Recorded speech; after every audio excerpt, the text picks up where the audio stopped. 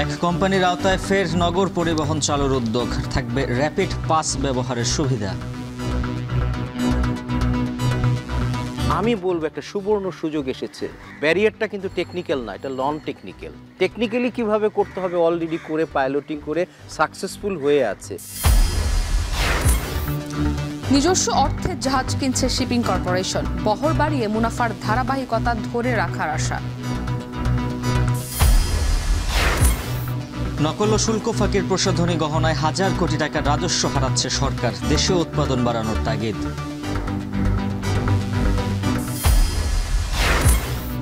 এবং বিটকয়েনের দাম ছাড়াতে পারে $1,00,000। ক্রিপ্টোকারেন্সি বেচাকেনায় পকেট গরম বিনিয়োগকারীদের।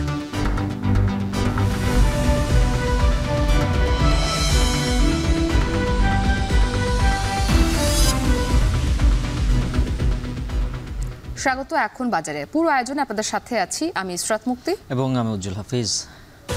একটিমাত্র কোম্পানির মাধ্যমে ফের চালু হচ্ছে নগর পরিবহন সেবা। ঢাকা সড়ক পরিবহন সমন্বয় কর্তৃপক্ষ সড়কে শৃঙ্খলা ফেরাতে এ উদ্যোগ নিয়েছে। এবার বাসের গায়ে নির্দিষ্ট নাম, রুটের নাম, বাস নম্বর থাকবে। ব্যবহার করা যাবে র্যাপিড পাস। আর বাস স্টপেজ, যাত্রী ছাউনির ব্যবস্থাপনার দায়িত্বে থাকছে ঢাকার 2 সিটি কর্পোরেশন। ঢাকায় 34টি ও শহরতলি পরিবহন নামে ঢাকার বাইরে 8টি রুট সহ মোট 42 রুটে চলবে নগর পরিবহনের বাস। বিশেষজ্ঞরা বলছেন, কঠোর নজরদারি ছাড়া সফলতা মেলা কঠিন। আরও জানাচ্ছেন সিউল আহমেদ।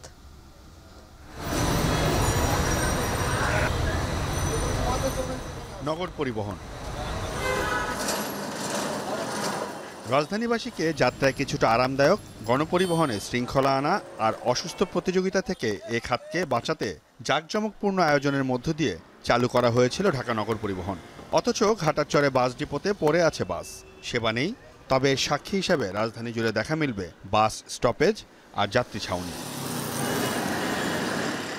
2021 সালের 26 ডিসেম্বর কেরানীগঞ্জের ঘাটারচর থেকে কাঁচপুর পর্যন্ত বিআরটিসির 30টি, ডাবল ডেকার ও ট্রান্সসিলভা পরিবহনের 20টি বাস সহ অর্ধশত বাস নিয়ে ঢাকা নগর পরিবহন নামে প্রথম বাস সেবা চালু হয়। তবে রাজনৈতিক পট পরিবর্তনের পর কোনো ঘোষণা ছাড়াই বন্ধ হয়ে যায় নগর পরিবহনের বাস। বিআরটিসি সহ অন্য বেসরকারি কোম্পানিগুলো তাদের সব বাস তুলে নিয়েছে। অন্তর্বর্তীকালীন সরকার ক্ষমতা নেয়ার পর থেকেই গণপরিবহন নিয়ে নতুন করে চিন্তাভাবনা শুরু করে ঢাকা সড়ক পরিবহন সমন্বয় কর্তৃপক্ষ ডিটিসিএ। রাজধানীর গণপরিবহনের শৃঙ্খলা ফেরাতে উদ্যোগ নেওয়া হয় নগর পরিবহন আবারও ফিরিয়ে আনার। এবার বাসের গায়ে নির্দিষ্ট নাম, রুটের নাম, থাকবে বাস নম্বর। এছাড়াও নির্দিষ্ট স্টপেজে থামতে হবে, যত্রতত্র যাত্রী উঠানামা করতে পারবে না। আর থাকতে হবে টিকেটিং ব্যবস্থা। ব্যবহার করা যাবে র্যাপিড পাস। কিছু শর্তাবলী তাদেরকে মানতেই হবে। আমাদের এই শর্তাবলী আগেই তৈরি করা ছিল। আমাদের সাথে যখন তারা রুট পারমিট নিতেন, রাজি হতেন কিন্তু যে তাদেরকে এটা হুবহু মেনে চলতে হবে। সেখানে বলা ছিল বাস কাউন্টার ভিত্তিক চলবে, বাসে টিকিটিং থাকবে, কিন্তু তারা নিয়ে কিন্তু সেগুলো মানতেন না। এগুলো স্ট্রিক্টলি তাদেরকে মেনে চলতে হবে। সুতরাং এখন যেগুলো আসবে, যে আবেদন, তারা কিন্তু জেনে শুনেই আসছে, তারা ভালো মতো ব্যবসা করতে পারবে। তাদেরকে সেই এনভায়রনমেন্টটা তৈরি করে দিতে হবে। আমার মনে হয় আগে যে এনভায়রনমেন্ট, যে আসলে সিচুয়েশনটা ছিল, সেটা আসলে পজিটিভ ছিল। বিগত সময়ে সফলতা পায়নি বাস রুট রেশনালাইজেশন কর্মসূচির আওতায় পাইলটিং কার্যক্রমটি। 2 সিটি কর্পোরেশনের মেয়রের সাথে বিভিন্ন সভায় প্রকাশ্যেই বাস মালিক শ্রমিক নেতাদের সম্পর্কের অবনতির চিত্র স্পষ্ট। বাস মালিক শ্রমিক নেতাদের অসহযোগিতা ছিল চোখে পড়ার মতো। তবে এ দায় মানতে নারাজ বাস মালিকেরা। এখানে অনেক সমস্যা আছে যেগুলি বাস মালিক সমিতি বা বাস মালিকদের পক্ষেও সমাধান করা সম্ভব না। পরবর্তীতে কিভাবে আপনার এই বাসগুলি এই রুট কোম্পানি বেসড চলবে 42টা রুটে, সেটা আমরা নির্ধারণ করে আমরা একটা নতুন সিস্টেমে আমরা গাড়িগুলি চালাবো। এদিকে পূর্বের নগর পরিবহন প্রকল্পে ঢাকার 2 সিটি কর্পোরেশনের দায়িত্ব ছিল বেশি। দুর্নীতির ব্যাপক অভিযোগও ছিল তাদের বিরুদ্ধে। আর তাই এই সেবা চালু হওয়ার 1 বছরের মধ্যেই নড়বড়ে হয়ে যায় প্রকল্পটি। আর 3 বছরের মধ্যে বন্ধই হয়ে যায় নগর পরিবহন। এ বিষয়ে 2 সিটি কর্পোরেশনকে প্রশ্ন করা হয়। তাদের উত্তর শুনে মহাদেব সাহার সেই বিখ্যাত উক্তির কথাই মনে পড়ে যায় বারবার, ভুলে যাও, ভুলে যাওয়ার চেয়ে ভালো কিছুই নেই। আমি আগের বার কি করা হয়েছিল সেটি সমালোচনা, সুবিধা অসুবিধা, সেই বিষয়গুলো আমি সামনের দিকে এগিয়ে যেতে চাই। পিছনের বিষয়গুলো আমার মনে হয় পিছনে অনেক খারাপ দিক থাকতে পারে। আমরা খারাপ দিক থেকেও তো আমরা ভালো দিক শিখে, খারাপ থেকে তো ভালো সিদ্ধান্ত নেব। যারা প্রকৃত অর্থে সেবা প্রদানের জন্য আগ্রহ আছে, আর আমরা চাই যে এটি একটি প্রতিযোগিতামূলক অবস্থায় আসুক। ডিটিসিএ এখানে মুখ্য ভূমিকা এবং সমন্বয়কের ভূমিকা পালন করছে। সিটি কর্পোরেশন অ্যাকচুয়ালি ফ্যাসিলিটেট করে এগুলোকে। সেখানে অবকাঠামোগত উন্নয়ন, অবকাঠামোগত সংস্কার, কোনো ট্রাফিক সাইন সিগন্যাল, এগুলোর যত ধরনের সহায়তা প্রয়োজন হবে সেটা আমরা আমাদের এন্ডে এক্সটেন্ড করব। গণপরিবহন বিশেষজ্ঞ শামসুল হকের মতে এই পদ্ধতিতে বাস পরিচালনা করতে হলে সব সেক্টরের সদিচ্ছা থাকতে হবে, প্রয়োজন সঠিক নজরদারি, নয়তো আগের বারের মতো এবারও আলোর মুখ দেখবে না নগর পরিবহন। বিশৃঙ্খলার বেনিফিশিয়ারি যারা, তাদেরকে নিয়েই মেয়ররা চাচ্ছিলেন যে বাস রুট ফ্র্যাঞ্চাইজ করবেন, ভুল পথে ছিলেন। আমি বলবো একটা সুবর্ণ সুযোগ এসেছে। ব্যারিয়ারটা কিন্তু টেকনিক্যাল না, এটা নন টেকনিক্যাল। টেকনিক্যালি কিভাবে করতে হবে অলরেডি করে পাইলটিং করে সাকসেসফুল হয়ে আছে। সুতরাং this is the high time. আগে পুলিশও সহযোগিতা করতো না, বাস মালিকরা সহযোগিতা করতো না, কিন্তু সেই পরিস্থিতিটা যেহেতু পরিবর্তিত হয়ে আছে, এটা যদি না করে এটার জন্য সমালোচিত হবে এই সরকার। ঢাকায় 34টি ও শহরতলি পরিবহন নামে ঢাকার বাইরে 8টি রুট সহ মোট 42টি রুটে চলবে নগর পরিবহনের বাস। 2015 সালে গণপরিবহনে শৃঙ্খলা আনতে প্রয়াত মেয়র আনিসুল হক রুটভিত্তিক কোম্পানির অধীনে বাস সেবা চালুর উদ্যোগ নিয়েছিলেন। ঠিক তার 7 বছর পর ঢাকার 2 মেয়র ঢাকা নগর পরিবহন নামে রুটভিত্তিক বাস পরিচালনা করা শুরু করে। তবে দুর্নীতি, 2 মেয়রের খামখেয়ালি, বাস মালিকদের অসহযোগিতা আর সর্বশেষ জুলাই বিপ্লবের পরে 2 মেয়রের পলায়ন ইত্যাদি বিভিন্ন কারণে প্রায় কয়েক কোটি টাকা লসে ঘোষণা ছাড়াই বন্ধ হয়ে যায় ঢাকা নগর পরিবহন। তবে ঢাকা সড়ক পরিবহন কর্তৃপক্ষ বলছে নতুন করে প্রায় 42টি রুটের মাধ্যমে আবারও ফেরত আসছে ঢাকা নগর পরিবহন। বলছেন এবার গণপরিবহনে শৃঙ্খলা ফেরত আসবে। তবে দেখার বিষয় কতদিনই বা চলে এই ঢাকা নগর পরিবহন আর কতটুকুই বা সুফল পায় সাধারণ জনগণ। সিউল আহমেদ, এখন, ঘাটারচর বাস ডিপো, ঢাকা। বাংলাদেশে কসমেটিক্সের বাজার প্রায় 34,000 কোটি টাকার, যার বেশিরভাগের যোগান আনুষ্ঠানিক উৎসহীন। আবার এসবের বেশিরভাগই নকল ও শুল্ক ফাঁকি দিয়ে আমদানি করা। এতে ক্রেতারা ক্ষতিগ্রস্ত হওয়ার পাশাপাশি হাজার কোটি টাকার রাজস্ব হারাচ্ছে সরকার। এছাড়া দেশীয় গহনার মান নিয়ে প্রশ্ন থাকায় এই বাজার ছেয়ে গেছে ভারত ও চীনের ইমিটেশনের গহনায়। এসব পণ্যের বাজার সম্প্রসারণ করতে উদ্যোক্তা এবং শিল্প গোষ্ঠীদের এগিয়ে আসার আহ্বান অর্থনীতিবিদদের। ইমতিয়াজ আহমেদের প্রতিবেদনে বিস্তারিত।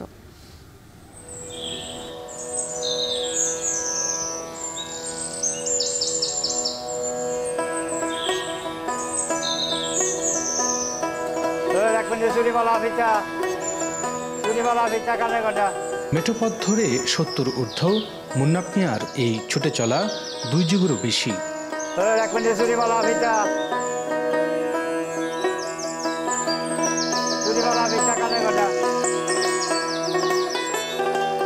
শরীর আগের মতো সায়না দিলেও এখনো গ্রামে গ্রামে ঘুরে লেজ ফিতা, চুরিমালা, গহনা সহ নানা প্রসাধনী বিক্রি করেন তিনি।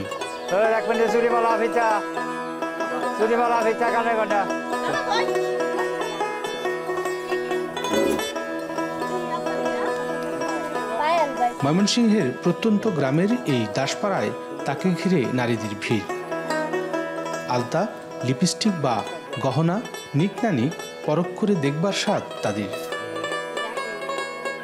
মার্কেটের জিনিসটা অনেক দাম, কিন্তু ফেরালো দাদু যে আসে তার কাছ থেকে আমরা কিনা টেনা দেড় প্লাফার নেই, এতেই অনেক খুশি হয়। ফেরওয়ালা দাদু আসে আমাদের বাড়িতে, তখন আমি আলতা কিনি, নেল পালিশ কিনি।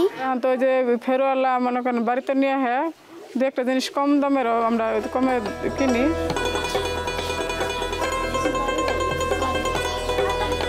একসময় আবহমান গ্রামীণ নারীদের সাজসজ্জা সহ বিয়ের সদাইয়ের অন্যতম মাধ্যম ছিল এই ফেরিওয়ালারা। তবে কালের আবর্তে পেশা বিলুপ্ত হওয়ায় পরিবারের কয়েক পুরুষের ব্যবসার ইতি টানছেন মুন্নাফরা। 25-30 বছর আগের থেকে বেচা নিয়েছি আমরা, কখন তো দাম বেড়ে গেছে। একটা জোড়া চুরি বেচছি, জোড়া 2টা বেচছি, একটা 8 আনা করে মালা বেচছি, 4 আনা করে মালা বেচছি। তো আস্তে আস্তে ধীরে ধীরে ও আর ফেরুলা কমে গেছে, ও আর এই ব্যবসার মধ্যে কিছু নাই।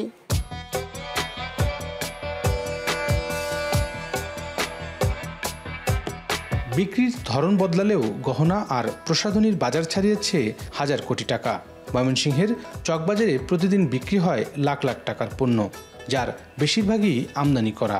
তবে নকলের ভিড়ে আসল চেনা দায়, যাতে প্রায়ই বিড়ম্বনায় পড়েন ক্রেতা ব্যবসায়ীরাও। স্বর্ণ তো আসলে এটা একটা শৌখিনতা, কিন্তু এখন মানে যে হারে দাম বাড়তেছে এখন আর শৌখিনতা এটা বলা যায় না। ক্যাশ টাকাতে যে বেচা কেনা এটা হচ্ছে না, আর দ্বিতীয়ত হইলো মানে আমাদের বাকি পরিমাণ বেশি হচ্ছে। আমাদের এখানে যেরকম চাহিদা বিদেশি প্রসাধনীর, তার 50% আমরা কাস্টমারের চাহিদা পূরণ করতে পারছি না।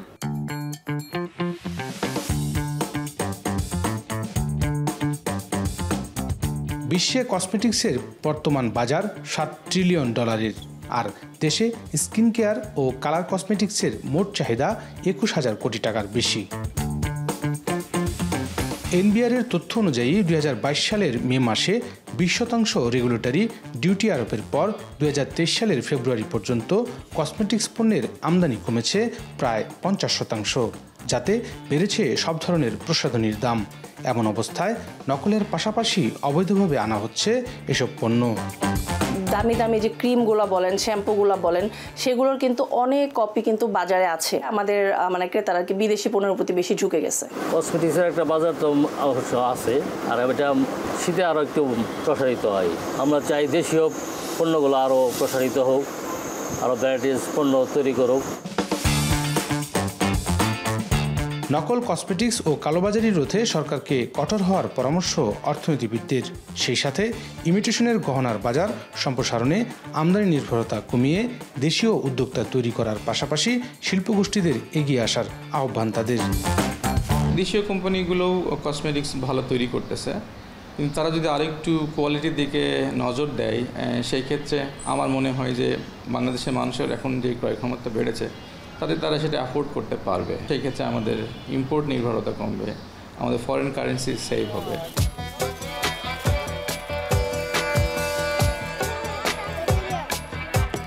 নীতিগত সহায়তা ও স্থানীয় শিল্প সুরক্ষায় কর সুবিধা পাওয়া গেলে চাহিদা পূরণে গড়ে উঠতে পারে দেশীয় শিল্প, যার মাধ্যমে আরও 50 লাখ মানুষের কর্মসংস্থানের সম্ভাবনা রয়েছে বলে মনে করছেন এই খাত সংশ্লিষ্টরা।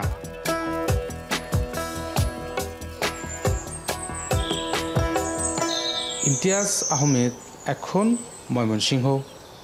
প্রথমবারের মতো নিজস্ব অর্থে জাহাজ কিনতে যাচ্ছে বাংলাদেশ শিপিং কর্পোরেশন। প্রায় 800 কোটি টাকা ব্যয়ে 6 মাসের মধ্যে 2টি বাল্ক কার্গো কিনতে চায় রাষ্ট্রীয় এই জাহাজ কোম্পানি। সরকারিভাবে জাহাজ কিনতে দীর্ঘ সময় লাগায় বহরের আকার বাড়িয়ে মুনাফার ধারাবাহিকতা বজায় রাখতেই এই সিদ্ধান্ত। আরও জানাচ্ছেন হাজেরা শিউলি। একসময় সর্বোচ্চ জাতীয় পতাকাবাহী জাহাজের মালিক ছিল বাংলাদেশ শিপিং কর্পোরেশন। 90-এর দশকে প্রতিষ্ঠানটি 34টি জাহাজে থাকলেও ক্রমাগত লোকসান, অনিয়ম ও দূরদর্শিতার অভাবে কমে আসে সেই সংখ্যা। যদিও অন্যদিকে বড় হয়েছে বিভিন্ন শিল্প গ্রুপের জাহাজের বহর। তবে 2017-18 সালে নতুন 6টি জাহাজ পেয়ে প্রাণ ফিরে পায় বিএসসি, ফিরে আসে লাভের ধারায়। যদিও ইউক্রেন রাশিয়া যুদ্ধে ক্ষেপণাস্ত্র নিক্ষেপে বাংলার সমৃদ্ধি নামের একটি জাহাজ হারায় প্রতিষ্ঠানটি। এছাড়া সবশেষ অগ্নি দুর্ঘটনার পর থেকে পরিত্যক্ত অবস্থায় পড়ে আছে 37 বছরের পুরনো 2টি ওয়েল ট্যাঙ্কার বাংলা জ্যোতি ও সৌরভ। বর্তমানে মাত্র 5টি জাহাজ আছে প্রতিষ্ঠানটির। 2018 সালে G2G ভিত্তিতে চীন থেকে 4টি জাহাজ কেনার প্রক্রিয়া শুরু হলেও এখনও ঋণ চুক্তি হয়নি। এ অবস্থায় সক্ষমতা বাড়াতে নিজস্ব অর্থেই জাহাজ কেনার সিদ্ধান্ত নিয়েছে প্রতিষ্ঠানটি। লোকসানের ঝুঁকি না থাকায় 55 থেকে 66 হাজার টন ধারণ ক্ষমতার 2টি বাল্ক কার্গো জাহাজ কিনবে শিপিং কর্পোরেশন। সম্ভাব্য ব্যয় ধরা হয়েছে 750 থেকে 800 কোটি টাকা। আমাদের স্টাফ টার্গেট অনুসারে আমরা এই মুহূর্তে 2টা বাল্ক ক্যারিয়ার 55,000 থেকে 66,000 মেট্রিক টন মধ্যে আমরা কিনতে যাচ্ছি এবং প্রুভেন ডিজাইন। দ্রুত জাহাজ সংগ্রহ করতে সম্পূর্ণ নতুন না কিনে 5 বছরের পুরানো বা বিশ্বের বিভিন্ন শিপইয়ার্ডে বিক্রির জন্য প্রস্তুত আছে এমন জাহাজ কেনার কথা ভাবছে প্রতিষ্ঠানটি। 6 মাসে ক্রয়ের প্রক্রিয়া চূড়ান্ত করার টার্গেট কর্তৃপক্ষের। সাকসেসফুলি ওয়ার্ল্ডের সব মার্কেট এবং ওয়ার্ল্ডের আমাদের মেরিটাইম সেক্টর যে ইন্সপেকশনগুলো হয় সেই ইন্সপেকশনে কোয়ালিফাই করতে হবে এবং যে কোনো পোর্টে যাওয়ার জন্য আমাদের যেন সক্ষমতা থাকে সেই ফ্যাক্টরগুলো বিবেচনা করে আমরা এখন সারা ওয়ার্ল্ড মার্কেট আমরা একটা স্টাডি করছি। বর্তমানে পর্যাপ্ত দেশীয় জাহাজ না থাকায় পণ্য পরিবহনে বছরে প্রায় 1 লাখ কোটি টাকার বেশি বৈদেশিক মুদ্রা চলে যাচ্ছে বাইরে। এ অবস্থায় জাহাজের ভাড়া সাশ্রয় ও নাবিকদের চাকরির সুযোগ বাড়াতে দেশীয় জাহাজের সংখ্যা বাড়ানোর দিকে জোর দিচ্ছেন সংশ্লিষ্টরা। নিজস্ব ফ্ল্যাগ থাকলে আপনি যতগুলি মেরিন একাডেমি করছেন এই ছেলেগুলিকে আপনি ট্রেন করে একটা সার্টিফিকেট দিয়ে আপনি গ্লোবাল মার্কেটে ছাড়তে পারবেন, তাহলে আপনার ফরেন কারেন্সি আসতে থাকবে। এটা হলো গ্লোবাল পলিসি। সরকারি বেসরকারি মিলিয়ে বর্তমানে দেশীয় পতাকাবাহী জাহাজের সংখ্যা 103টি। জাহাজ ব্যবসা লাভজনক হওয়ায় বড় বড় শিল্প গ্রুপ জাহাজের বহর বাড়াচ্ছে। সর্বশেষ 2023-24 অর্থ বছরে বাংলাদেশ শিপিং কর্পোরেশন 53 বছরে সর্বোচ্চ 250 কোটি টাকা মুনাফা করেছে। হাজারা শিউলি, এখন চট্টগ্রাম। জলবায়ু পরিবর্তনের প্রভাব মোকাবিলায় মানুষের অভ্যাস পরিবর্তন সবচেয়ে জরুরি বলে মন্তব্য করেছেন অন্তর্বর্তী সরকারের প্রধান উপদেষ্টা ডক্টর মোহাম্মদ ইউনূস। বলেছেন এই ক্ষতি মোকাবিলায় অর্থ সবচেয়ে গুরুত্বপূর্ণ ফ্যাক্টর। 29তম বিশ্ব জলবায়ু সম্মেলনে অংশ নিয়ে বাংলাদেশ প্যাভিলিয়নে তরুণদের সাথে এক মতবিনিময়ে এসব কথা বলেন তিনি। আজারবাইজানের বাকু থেকে আরও জানাবেন মাহমুদ রাকিব। জলবায়ু সম্মেলনের দ্বিতীয় দিন বিশ্ব মঞ্চে বিশ্ব নেতাদের কাতারে অংশ নেন বাংলাদেশের প্রধান উপদেষ্টা ডক্টর মোহাম্মদ ইউনূস। এদিন বাকুর স্থানীয় সময় বিকেলে বাংলাদেশের প্যাভিলিয়নে আসেন তিনি। সেখানে জলবায়ু পরিবর্তনের প্রভাব মোকাবিলায় ক্ষুদ্র কৃষকদের ভূমিকা শীর্ষক আলোচনায় অংশ নেন প্রধান উপদেষ্টা ডক্টর মোহাম্মদ ইউনূস। নেদারল্যান্ড সরকারের সাথে যৌথ উদ্যোগে এই আয়োজনে প্রধান উপদেষ্টা বলেন, জলবায়ুর প্রভাবে হুমকির মুখে কৃষি, কমছে উৎপাদন, হতাশ হচ্ছে কৃষক। তাই কৃষকরা খাদ্য উৎপাদন থেকে পরিবেশ রক্ষায় ভূমিকা রাখলেও তারা সুবিধা পাচ্ছেন না। We are the creator of all the problems of this planet, which problem this planet will not exist anymore.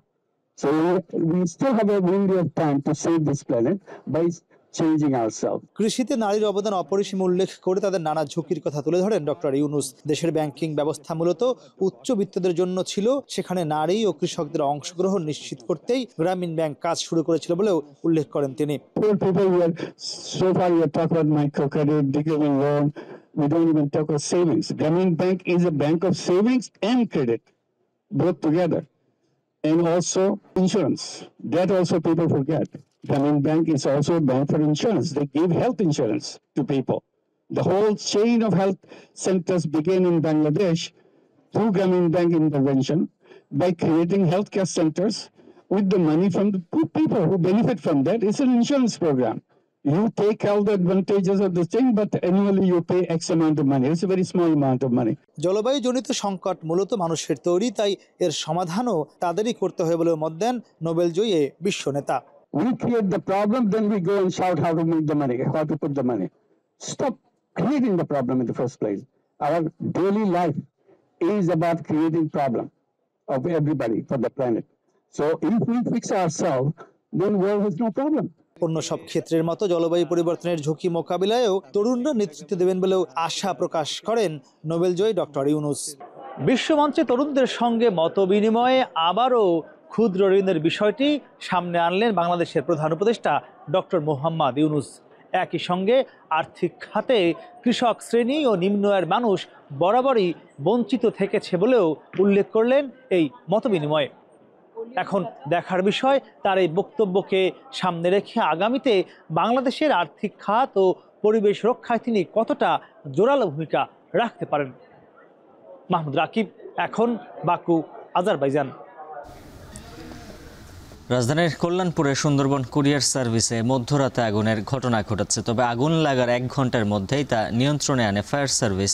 কীভাবে আগুনের সূত্রপাত তা জানা যায়নি। গতরাত 2:30টার দিকে সুন্দরবন কুরিয়ার সার্ভিসের নিচতলার গোডাউনে ধোঁয়া দেখতে পেয়ে ফায়ার সার্ভিসে খবর দেয় স্থানীয়রা। পরে 3টি ইউনিট এসে আগুন নেভানোর কাজে যোগ দেয়। ততক্ষণে গোডাউনের নিচতলায় আগুন ছড়িয়ে পড়ে পার্সেলের মালামাল পুড়ে যায়। কর্তৃপক্ষের দাবি, এই ঘটনায় তাদের অন্তত 2 কোটি টাকার মালামাল পুড়ে গেছে। আগুন লাগার কারণ এটা তদন্ত সাপেক্ষে ছাড়া বলতে পারবো না। আর বিশেষ করে এখানে আগুনের লাগার কারণে কী মাল আমার ক্ষতি হয়েছে বা ক্ষতি বা উদ্ধার এগুলো তো আমরা ছিলাম না, বা এদের স্টক রেজিস্টার কী আছে না আছে আমরা জানি না। আমরা হয়তো তদন্ত সাপেক্ষে আমরা বলতে পারবো যে কত পরিমাণ কত ক্ষতিগ্রস্ত হয়েছে, কিন্তু ওদের নিজস্ব কোনো রিজার্ভার ছিল না। এত বড় একটা কুরিয়ার সার্ভিস এখানে ঢাকা উত্তর জোন বা কী জোন আমি জানি না, এই জোনের মধ্যে সবচেয়ে বড় কুরিয়ার সার্ভিস হয়েছে সুন্দরবন। কাল উদ্বোধন হচ্ছে বেনাপোল বন্দরের কার্গো ভেহিকল টার্মিনাল। একসাথে 1200 থেকে 1500 পণ্য বোঝাই ট্রাক রাখা যাবে এই টার্মিনালে। ফলে পণ্য জট কমে আমদানি রপ্তানি বাণিজ্য বাড়বে বলে মনে করছেন বন্দর ব্যবহারকারীরা। আবুল হোসেনকে সাথে নিয়ে রিপন হোসেনের প্রতিবেদন, ছবি তুলেছেন এনামুল হক। বেনাপোল বন্দরে আমদানি রপ্তানি কার্যক্রম সম্প্রসারণে কার্গো ভেহিকেল টার্মিনালের নির্মাণ কাজ শুরু হয় 2022 সালের ফেব্রুয়ারিতে। 41 একর জমির উপর টার্মিনালটি নির্মাণে মোট ব্যয় হয় 329 কোটি টাকা। টার্মিনালটিতে 1200 থেকে 1500 পণ্য বোঝাই ট্রাক রাখার ধারণ ক্ষমতা রয়েছে। প্রকল্পের আওতায় পার্কিং ইয়ার্ড, কার্গো ভবন, বন্দর সেবা ভবন, ইউটিলিটি ভবন, fire station, web bridge, scale সহ অন্যান্য অবকাঠামো নির্মাণ করা হয়েছে। এতে আশার আলো দেখতে শুরু করেছেন বন্দর ব্যবহারকারীরা। বেনাপোল বন্দরে আমদানিকৃত পণ্য সংরক্ষণের জায়গা সংকট রয়েছে। ভেহিকেল টার্মিনাল চালু হলে এই সংকটটা অনেকটা কেটে যাবে। এই টার্মিনাল যদি চালু হয় সেই ক্ষেত্রে আমাদের যারা ব্যবসায়িক আছি বা আমাদের বন্দরে যানজট অনেক আকারে কমবে। বন্দরের ট্রাকের ধারণ ক্ষমতা কম থাকায় নগরী জুড়ে লেগে থাকে যানজট। এতে ব্যাহত হয় আমদানি রপ্তানি কার্যক্রম। এমনকি জায়গার অভাবে আমদানিকৃত অধিকাংশ পণ্য রাখা হয় খোলা আকাশের নিচে। পণ্য খালাসের জায়গা সংকটে দিনের পর দিন অপেক্ষা করতে হয় ট্রাক চালকদের। এমন পরিস্থিতিতে নতুন টার্মিনাল চালু হলে যানজট নিরসনের পাশাপাশি বাণিজ্য গতি ফিরবে বলে মনে করছেন ব্যবসায়ীরা। যানজটের কারণে ঠিকমতো পণ্য চালানগুলো আমাদের বেনাপোল বন্দরে প্রবেশ করতে পারছে না। সঙ্গত কারণেই আমাদের আমদানি কমে যাচ্ছে। ঘন্টা পর ঘন্টা গাড়ি বন্ধ থাকে বা যাতায়াত করা যায় না। বৃহস্পতিবার টার্মিনালের উদ্বোধন করবেন নৌ উপদেষ্টা অবসরপ্রাপ্ত brigadier general doctor M Sakhawat Hossain. আমদানি রপ্তানি কার্যক্রম সম্প্রসারণের স্বার্থে 41 একর জায়গার উপরে কার্গো ভেহিকেল নির্মাণ প্রকল্পের কাজ প্রায় শেষ পর্যায়ে। এই প্রকল্প চালু হলে বেনাপোল বন্দরে আমদানি রপ্তানি ট্রাক রাখার যে সংকট ছিল সেটা দূর হবে এবং সেখানে প্রায় 1200 থেকে 1500 ট্রাক রাখা সম্ভব হবে। প্রতিদিন ভারত থেকে প্রায় 7 থেকে 8,000 টন পণ্য আমদানি হয় এই বন্দর দিয়ে, আর বাণিজ্য হয় প্রায় 5,000 কোটি টাকার। রিপন হোসেন, এখন যশোর। এবারে জানাবো বাজার পরিস্থিতির খবর। চাঁদপুর থেকে যুক্ত আছেন সহকর্মী তালহা জুবাইর ও যশোর থেকে রিপন হোসেন। শুরুতে যেতে চাই চাঁদপুরে তালহা জুবাইরের কাছে। তালহা, জানাবেন মাছ বাজারের কি পরিস্থিতি, সরবরাহ কেমন, দরদাম কেমন?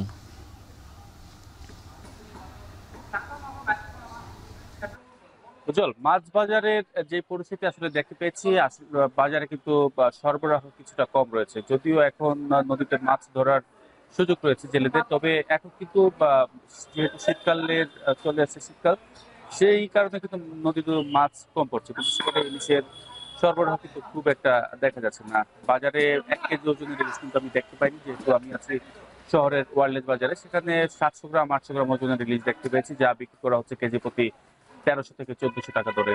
তাছাড়া মাঝারি সাইজের ইলিশ রয়েছে যেগুলো 3টা কিংবা 4টা 1 কেজি, সেই ইলিশ বিক্রি করা হচ্ছে 700 থেকে 800 টাকা দরে। তাছাড়া অন্যান্য চাষকৃত মাছের সরবরাহ কম দেখতে পেয়েছি এবং দাম প্রতি কেজিতে কিন্তু আসলে 10 থেকে 20 টাকা পর্যন্ত বেড়েছে গেল সপ্তাহের তুলনায়। যেটা কার্প জাতীয় মাছ বিক্রি করা হচ্ছে 270 থেকে 350। তাছাড়া তেলাপিয়া বিক্রি করা হচ্ছে 180 থেকে 250 টাকার মধ্যে। এছাড়া অন্যান্য যেই ছোট সাইজের যে মাছ রয়েছে তাও কিন্তু 300 থেকে 400 টাকার মধ্যে বিক্রি করা হচ্ছে। তবে আসলে বিভিন্ন খাল বিলের পানি এখনো না কমায়, সেইখান থেকে ধরা পড়া মাছ কিন্তু সরবরাহ বেড়ে গেলে কিন্তু দাম কিছুটা কমে যাবে বলে জানিয়েছেন ব্যবসায়ীরা। তাছাড়া কই বা সেই জাতীয় মাছ কিন্তু আসলে খুব একটা এখনো বাজারে দেখা যাচ্ছে না। তবে দেশীয় যেই শিং রয়েছে তা কিন্তু বিক্রি করা হচ্ছে 1000 থেকে 1050 টাকা দরে, এবং কই মাছ বিক্রি করা হচ্ছে, চাষের কই মাছ বিক্রি করা হচ্ছে 200 টাকায়। তবে দেখতে পেয়েছি যে শোল মাছ বিক্রি করা হচ্ছে 700 থেকে 800 টাকা কেজি প্রতি। এদিকে আসলে বাজারে দেখেছি যে বিভিন্ন প্রজাতির মুরগি রয়েছে তা কিন্তু কেজিতে 5 থেকে শুরু করে 20 টাকা পর্যন্ত কমেছে। ব্রয়লার মুরগি বিক্রি করা হচ্ছে 165 টাকা দরে, তাছাড়া কক বিক্রি করা হচ্ছে 260, এবং লেয়ার বিক্রি করা হচ্ছে 300 টাকা দরে। তো সবকিছু মিলে আসলে এই ছিল আমাদের চাকর থেকে সবশেষ। উজ্জ্বল। এবার যশোরের রিপন হোসেনের কাছে যেতে চাই। রিপন, জানাবেন পেঁয়াজের দর বাড়তে কেন, বিক্রেতারা কি বলছেন?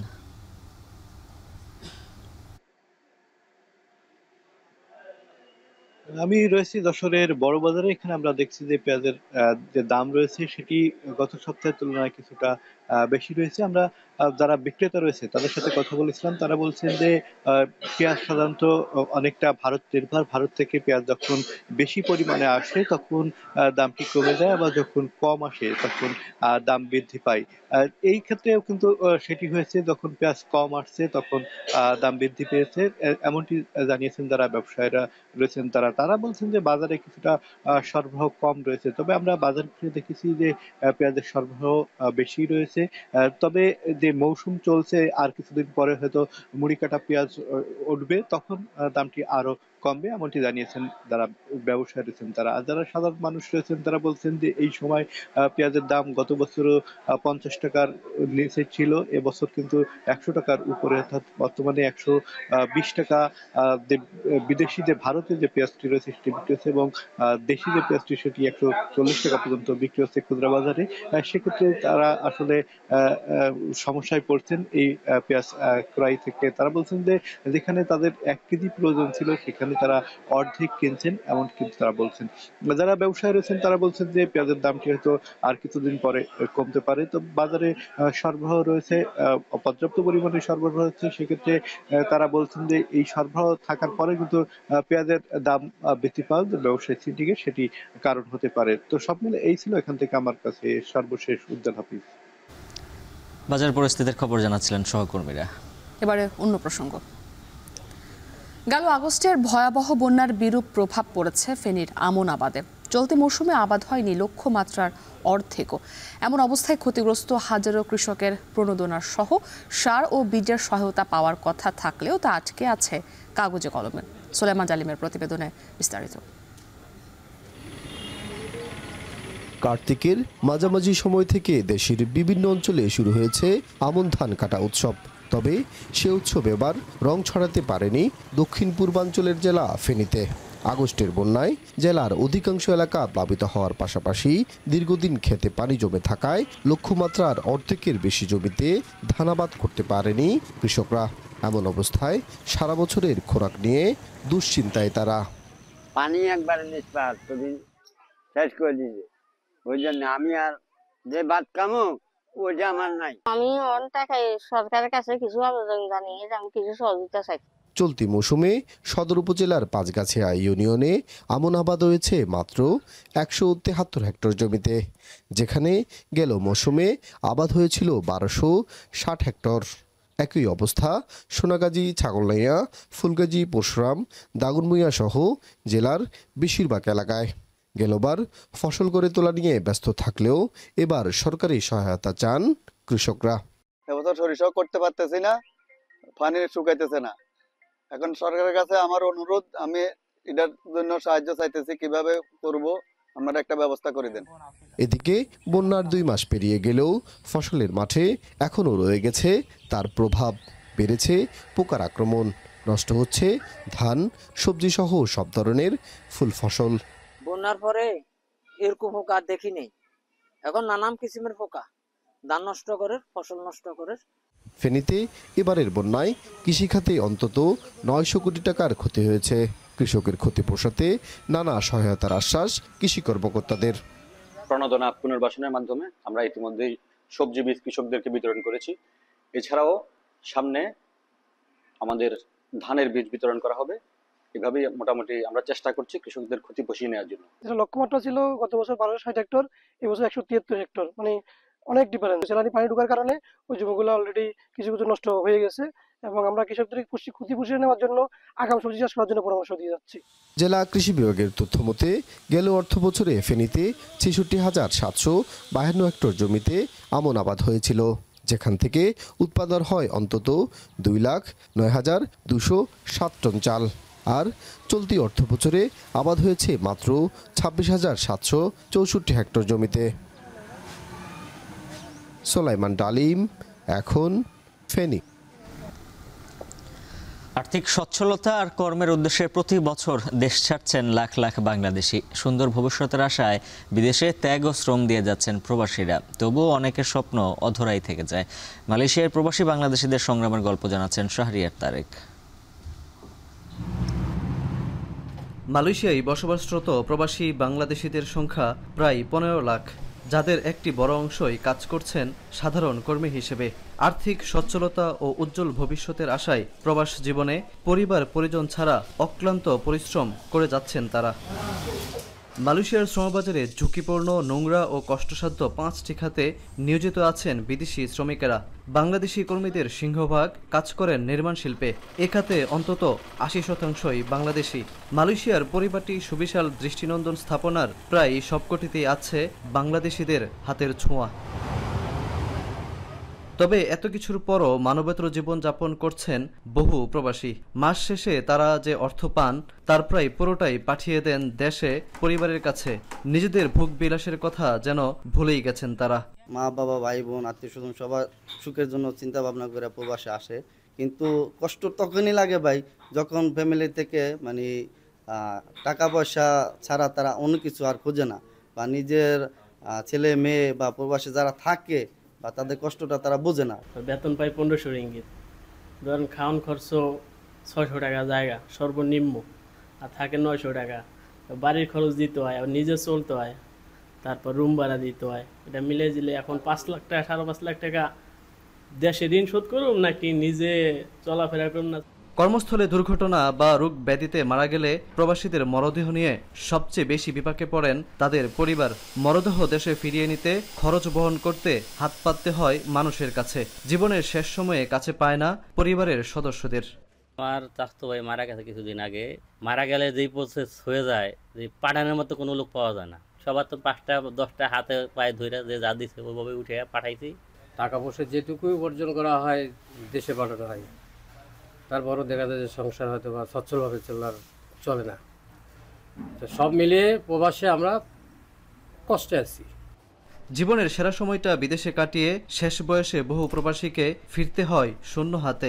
টাকা উপার্জন করে দেশে ফিরলেও কষ্ট তাদের পিছু ছাড়ে না। প্রবাসীদের শ্রম আর ত্যাগের বিনিময়ে পাঠানো অর্থ ভালো কাজে বিনিয়োগ হোক, এমনটাই চাওয়া প্রবাসীদের। শাহরিয়ার তারেক, এখন মালয়েশিয়া। পাগলা ঘোড়ার মতো ছুটছে বিটকয়েন।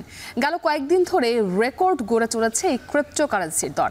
বাজার বিশ্লেষকরা বলছেন এই ভার্চুয়াল মুদ্রার দাম বাড়ার পেছনে রয়েছে ট্রাম্প ম্যাজিক, যার ফলে আগামী বছর বিটকয়েনের দাম ছাড়াতে পারে 1 থেকে অন্তত $2 লাখ। উজ্জ্বল হাফিজ জানাবেন বিস্তারিত।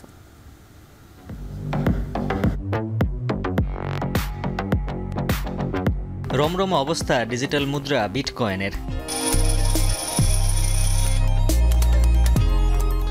মার্কিন প্রেসিডেন্ট নির্বাচনে ডোনাল্ড ট্রাম্পের জয়ের প্রভাব পড়েছে বিশ্ববাজারে। যুক্তরাষ্ট্রের শেয়ার বাজারে তেজিভাবের পাশাপাশি বিশ্বের বিভিন্ন ক্রিপ্টোকারেন্সির দর রোজই ছুটছে উল্কার গতিতে।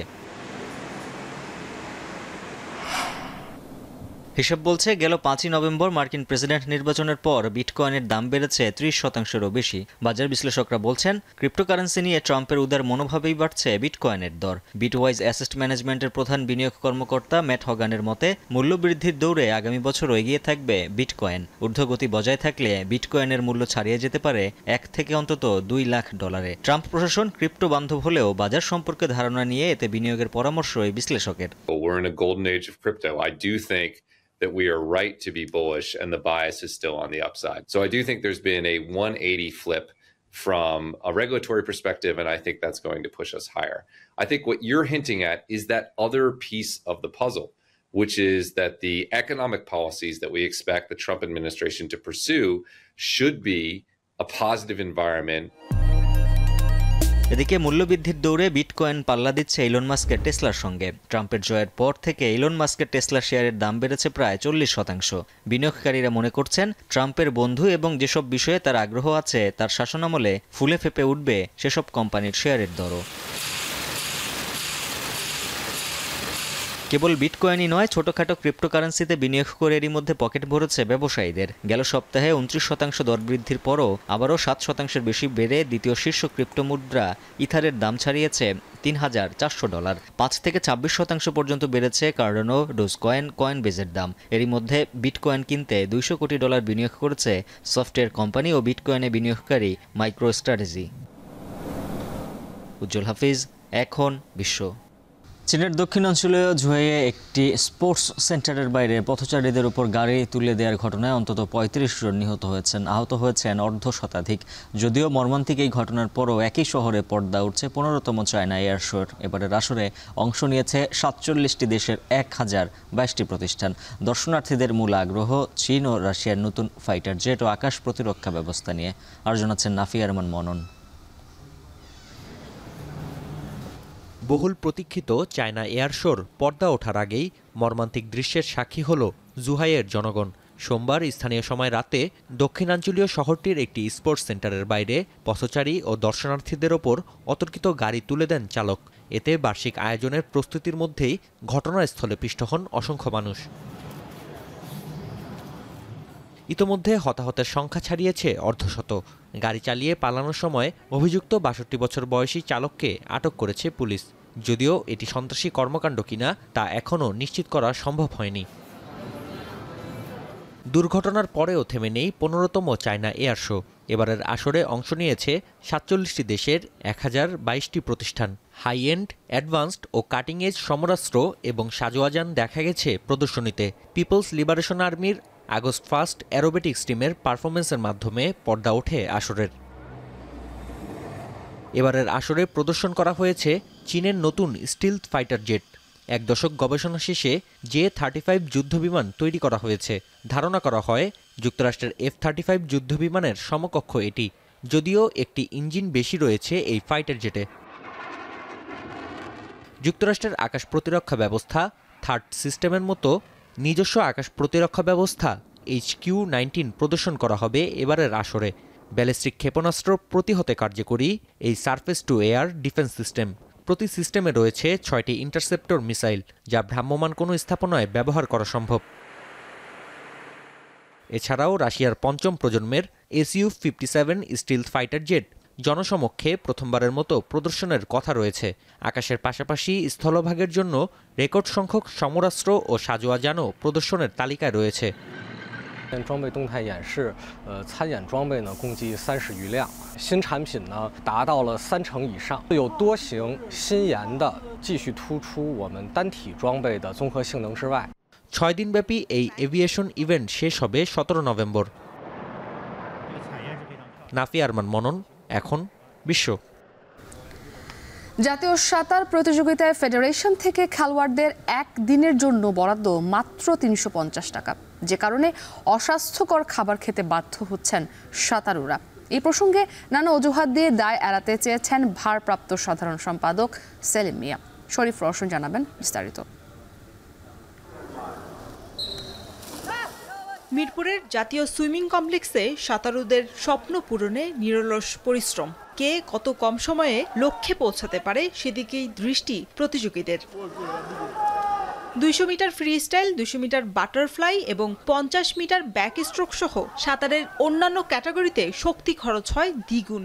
সাঁতারুদের শরীরের এই ঘাটতি পূরণে সিনিয়র পর্যায়ে জাতীয় প্রতিযোগিতায় কি ব্যবস্থা রেখেছে সাঁতার ফেডারেশন, তাতে কি সন্তুষ্ট সাঁতারুরা? যে হেলদি খাবার দরকার হয় এখানে, তো হেলদি খাবার আমরা বিকেএসপিতে যেমন খাবার পাই, ন্যাশনাল ক্যাম্পে যাই কিন্তু এরকম হেলদি খাবার পাই না। অনেক হোটেল আছে যেগুলোতে ভেজাল দেয়, তারপর আপনার সেরকম খাবারের কোনো উন্নত থাকে না, মান থাকে না।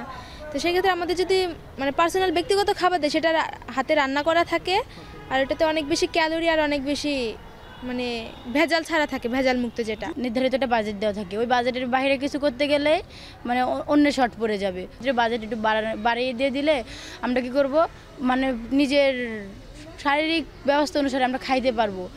প্রতিযোগীদের এমন উত্তরে প্রশ্ন ছিল ফেডারেশনের ভারপ্রাপ্ত সাধারণ সম্পাদকের কাছে। ক্যাম্পিংটা পর্যন্ত এখানে আমরা করতে পারতেছি না, সেটা বিগ স্পিনে আমরা করতেছি, শুধু গ্যাসের কারণে, গ্যাস কাটা আছে। তো সেই ক্ষেত্রে এখনও আমরা কখনো মনে করে খাওয়ার ব্যবস্থাটা এভাবে আমরা করতে পারি না। 700 মানুষের খাবার আয়োজন করলে আমরা গেম জ্বালাবো কখন, সেই জন্য আমরা টাকাটা পেড করে দেওয়া হয়। 350 টাকা দিই। এটা আমাদের আবদার করছে যে যারা মানে এই সেট টাইমিংয়ে আসবে তাদের জন্য কিছু বাড়ানোর জন্য, সেটা আমাদের কমিটি বসে আলোচনা করে আমরা হয়তো এটা বাড়ানোর চেষ্টা করবো ইনশাল্লাহ। ইলেকট্রনিক স্কোরবোর্ড না থাকার অভিযোগ দীর্ঘদিনের। এখন সাঁতারুরা অস্বাস্থ্যকর খাবার খেতে বাধ্য হওয়ায় বিতর্কে জড়িয়েছে ফেডারেশন। এই সব প্রতিবন্ধকতা মোকাবিলা করেও বেশ কয়েকটি রেকর্ড করেছে দেশের সাঁতারুরা। শরীফ রওশন, এখন, ঢাকা। এখন বাজার শেষ করার আগে শিরোনামগুলো জানিয়ে দিচ্ছে আরো একবার। এক কোম্পানির আওতায় ফের নগর পরিবহন চালুর উদ্যোগ, থাকবে র্যাপিড পাস ব্যবহারের সুবিধা। আমি বলবো একটা সুবর্ণ সুযোগ এসেছে। ব্যারিয়ারটা কিন্তু টেকনিক্যাল না, এটা নন টেকনিক্যাল। টেকনিক্যালি কিভাবে করতে হবে অলরেডি করে পাইলটিং করে সাকসেসফুল হয়ে আছে। নিজস্ব অর্থে জাহাজ কিনছে শিপিং কর্পোরেশন, বহর বাড়িয়ে মুনাফার ধারাবাহিকতা ধরে রাখার আশা। নকল ও শুল্ক ফাঁকির প্রসাধনী গহনায় হাজার কোটি টাকার রাজস্ব হারাচ্ছে সরকার, দেশীয় উৎপাদন বাড়ানোর তাগিদ। এবং বিটকয়েনের দাম ছাড়াতে পারে $1 লাখ। ক্রিপ্টোকারেন্সি বেচে কেনায় পকেট গরম বিনিয়োগকারীদের। এই ছিল এখন বাজারের আয়োজন। এখন টেলিভিশন ওয়েবসাইটে দেখতে ভিজিট করুন www.ekhon.tv। ফেসবুকে দেখুন facebook.com/tv.ekhon, আর ইউটিউবে সরাসরি দেখতে ভিজিট করুন youtube.com/c/ekhon tv।